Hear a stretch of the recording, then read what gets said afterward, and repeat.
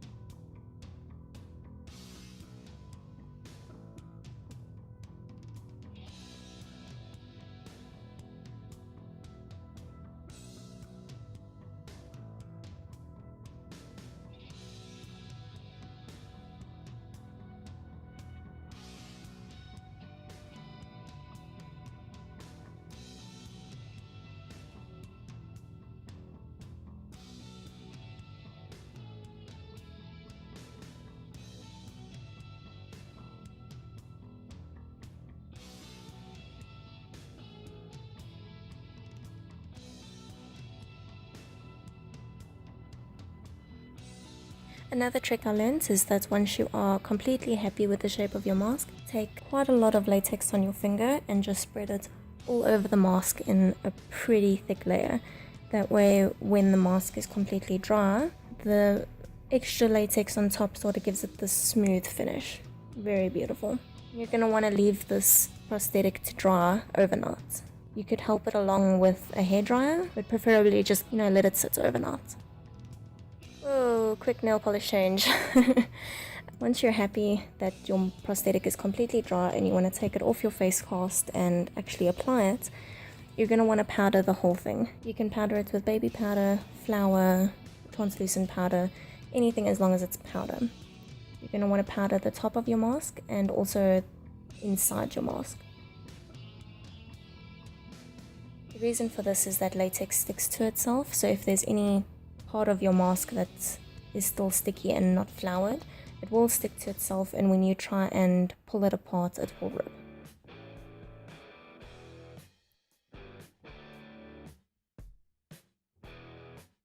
Okay, now to apply it, I'm just painting my neck and chest black and gluing down my eyebrows. You don't want to get latex in your brows, so I just glue them down to prevent that from happening. You're going to want to latex the inside of your prosthetic and also latex the high points of your face. Line up your prosthetic and push it down from the inside of your face outwards. You want the inside of your face to be the strongest bond, because around the outside you can always add more latex, just like I'm doing here, to lay it down properly, but you want the inside to be the strongest bond. I then painted the inside of my nose with black body paint and the rest of my face with white body paint. Where I found that the white body paint didn't do a good enough job, I just took my NYX Jumbo pencil and basically colored it in. Distracted by the drama in Grey's Anatomy, don't mind me. And we're back. I then painted the inside of my mouth as well as my eye sockets with black body paint.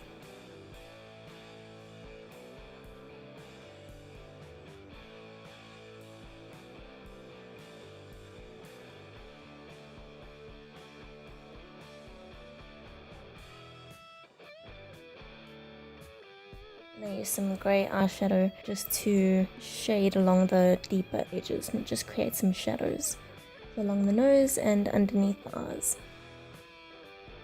Painted my ears black, added some white highlights to the higher points of the mask, and our Ghostface prosthetic is done. Pretty simple one this time around. Now you can throw on your black hoodie and go, I don't know, freak some people out. Or you know, don't, because that's actually a really bad idea. Thanks for watching, like and subscribe, and I'll see you next week. Bye!